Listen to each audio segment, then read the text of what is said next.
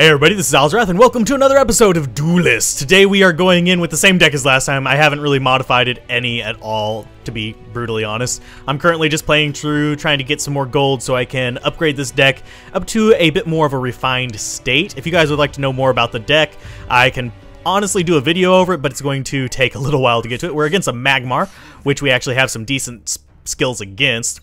As far as openers, we don't want either of those, but we definitely want this Planar Scout. We're starting second this time, which we did last time as well. Let's go ahead and click confirm. And yeah, I like this ability right here. It's not going to pop up what it is just yet. Blind Scourge against Magmar because it shuts down his allies, but he has some brutal attacks that he can do with the hero as well. So that's something we have to keep an eye on. He's going to drop a Planar Scout into the middle spot there. We'll be doing a similar thing to the top probably. Unless he has another plane. Nope, he's going to drop a Crystal Wisp towards the bottom. So we are going to be keeping an eye on this. Let's go ahead and scoot our butts forward. And we will drop this Planar Scout down at the bottom. Boop. Hi, guy. We got it first. And we will go ahead and Crystal Wisp right above him, I believe. Yeah, we have enough to do it all. And we will shut down this guy's attack. We have other abilities here, and this thing's going to die if it attacks either one of those. And it could come up here and attack this. Should I? Yeah, I'll go ahead and kill this guy. I just don't want to take any damage with my hero. End turn. That's my main thing here. We have Enslave as well for any big allies he drops out. Magmar supposedly was really popular with like a Golem-based build. So we are both ramping up rather quickly. He's probably going to drop out another crystal, knowing my luck today. Our opponent is slightly ranked higher than us. We got a Coiled Crawler coming out on his side, and an Earthwalker minion. Great. So he's got a big guy and a not-so-big guy. So both those guys are going to kill each other, and it's going to shift on over to our turn. Let's see. Which one do we want to enslave? Honestly, I think we want to enslave the one behind him. But let's go ahead and we will drop... no. 5 to do this. Let's go ahead and drop this on. Which one's more valuable to you? At the start of your turn. So it's not going to get anything from him. Yeah, let's go ahead and steal him for now. We can drop down a 3 and a 2 next turn. And we will go ahead and we will move up here. Kind of use this to help block us just a little bit and end turn. This guy's going to get 2 moves into attacks this turn, but at least we have a 4-2 on our side, sort of. Not too great, I don't think. We could also drop out the Lore Master and get the Mind Control back and also drop out the Crystal Wisp as well this next turn. A lot of interesting things we can do. We're going to be at 6 resources, by the way. We could bump that up to 7 with the use of the Crystal Wisp. This guy's going to attack him, and it's going to kill them both, actually. There we go. Bye to both of you. So basically we use 1 card to get rid of 2 of his. So that's kind of the strategy there. This guy is pretty tough. I don't know what he's going to cast. He's just going to attack there. Okay. He's going to deal 1 damage back to him. Let's see what else he's going to do. He's got plenty of resources. He's got 5 resources sitting in his storage there. So he has to have abilities that can use it, I would hope. Yeah, he's going to drop a Mana Forger, which your spells cost 1 less to cast. That thing's going to probably die, and we've got a Young Slithlar minion, which has got Rebirth, which means each turn, whenever it dies, you can read it right there. When this minion dies, it leaves behind a 0/1 egg that hatches... Hey, I'm reading that. That hatches the same minion at the end of the owner's next turn. So that is a thing. Let's see. That's going to change my plans a little bit. Huh.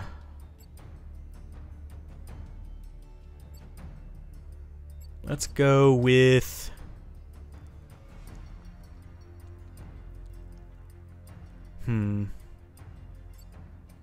You... I think I actually want you where I'm standing. There you go. And I will go ahead and I'll beat the tar out of this guy, which is going to keep him from casting spells as cheaply. And then we're going to have pretty much a little duke out right here. And I'm going to go ahead... do I want to shuffle any of these back in? I'm not really worried about that right now. Ooh, we got a Dispel effect. This thing dispels all nearby tiles, which is pretty good. It's kind of my counter against Abyssian, but it might work out okay against this as well. I'm not entirely sure. We will find out. The Voth the Immortal is the main character of the... I'm forgetting their name all of a sudden. But basically, he's got a lot of really strong self boosts, and he has a few of these little like removal spells based on the power of allies. He also has one that removes allies below a certain damage threshold. So let's see. We have Entropic Decay, and we can Lightbender on him, actually. We could drop Lightbender back behind them and actually do a whole lot of good here. He's going to go ahead and give a minion +2/+2. That guy's going to get a lot stronger. He's going to go ahead and attack me for 4. I'm going to do 2 back. And let's see what we can do. Lightbender. I think this will dispel them. That puts me at 3 resources left. So that's going to kill him. He doesn't even get an egg back because of the dispel. And we are not going to drop that out simply because, well, we're in not too bad of a position right now. We're going to move up behind this guy, though. And we are going to swap out... We're going to swap out the Drain Morale. And, ooh, Ethereal Obelisk. We can actually start doing that. End turn. Finally, we get that out. I have 6 obelisks in here, and I don't ever seem to draw them on the openers whenever I actually need them. It's kind of really frustrating. I'm going to eventually go up to 9 obelisks, but I can't quite afford all of the stuff for it. Oh, he's going after it. Oh, okay, that guy's got Provoke, and he's going to go ahead and just start attacking this thing. We can mind control that. So that will work to our advantage, or we could just weaken it to nothing if we really wanted to. Let's see. It's 5 and 3, so I think we just want to mind control it. Bleh. There you go. You're on our side now. And we will go ahead and... yeah, we'll go ahead and give ourselves an attack boost here. You're going to come in on him, smack him around a little bit. You're going to come up here and hopefully run up to him and start smacking him around a little bit. And we're going to... we're actually going to back off just a little bit. I think we're going to go here. We want to get our beam ability fairly soon. This planar scout's going to be recycled. This replace thing is actually very, very useful. I will be tossing a bunch of things in there, and you'll notice that. It's one thing that you may not have noticed in previous episodes, is this replace thing is basically an automatic mulligan on what you drew for 1 card at least. This guy's got a grow +4. That's nasty. That is all kinds of nasty. That guy needs to die. Let's see. Okay, he's gonna smack back. It's 3.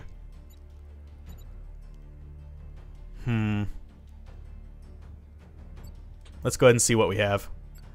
Oh, you could come out. We're not getting much of our dervishes, though, is the thing that's really, really eating me up right now. Those two can kill each other. You're going to come up here. Growth is at the start of his turn, and he's going to get 4 attack, which means he's pretty much going to be able to one-shot this guy regardless.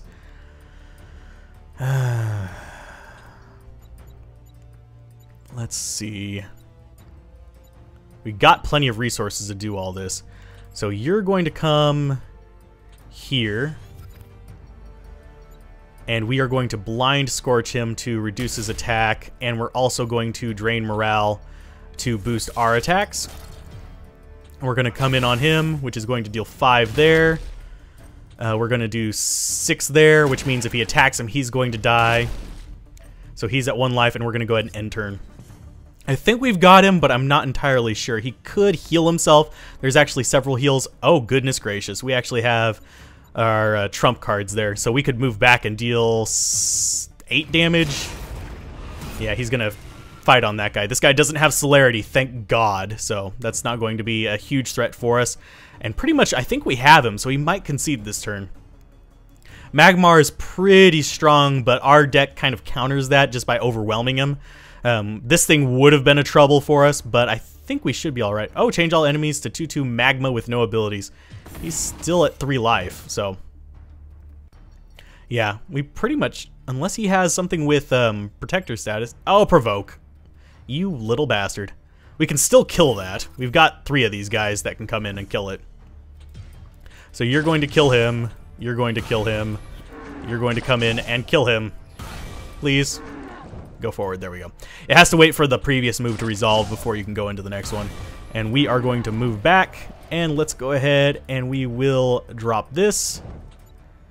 And this. And we are going to finish him off with a nice blast to the face. Down he goes. And that was a good battle. We got it in about 10 minutes. That's turning to be the regular time for wins with this deck. If I stretch it out too much longer, it tends to lose. If it's too much shorter, I tend to lose as well. It seems to be a fairly solid mid-range style of play. So let's go ahead and click done. And we got up to rank 21. Woohoo, that's how quickly it goes up in rank. We got 2 wins in a row and it moved us up. So that's been another episode of Duelyst. If you guys enjoyed this series, be sure to like, comment, and subscribe, and give me your ideas as what you'd like to see. Yeah, I know you'd like to see more decks, but it's really slow to build up the decks in this format currently. I really hope they do change that a little bit. I honestly think it should be about a booster pack an hour if you really, really wanted to do it. But anyway, keep gaming, have fun, peace out. This has been Alzorath, and I will see you guys next time on Duelyst Alpha. Bye.